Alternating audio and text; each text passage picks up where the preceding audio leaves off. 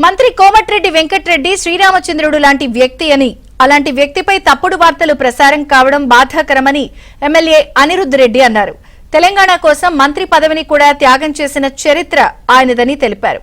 కోమటిరెడ్డిపై వచ్చిన ఆరోపణలు చూసి తాను ఎంతగానో బాధపడ్డానని అనిరుద్ రెడ్డి చెప్పారు.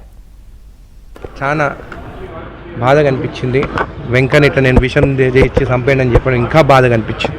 తెలంగాణకి ఒక బ్రాండ్ కోమటిరెడ్డి బ్రదర్స్ అంటే. కోమటిరెడ్డి వెంకన్న ఇలాంటి వాక్యాలు మీరు చెప్పినందుకు చాలా బాధపడ్డాను. ఒక శ్రీరామచంద్రుని అంటే కోమటిరెడ్డి వెంకటరెడ్డి గారు, ఆయనకు దగ్గర సన్నిహితుగా నాకు తెలుసు ఆయన గురించి. ఒక శ్రీరామచంద్రుడు ఆయన గురించి ఇట్లా తప్పుడు ప్రచారం చేసుడు మాత్రము తప్పు అని చెప్పి కూడా నేను అనుకుంటున్నాను. కోమటిరెడ్డి వెంకటరెడ్డి అన్న, మీకు కావాలంటే ప్రజలు ఆయన తెలంగాణ కోసము మినిస్ట్రీ పదవి వద్దని చెప్పి రిజైన్ చేసి వచ్చిన ఆయన. అంత పెద్ద మనిషి పైన ఇలాంటి వీడియోలు తీయడము కరెక్ట్ కాదు.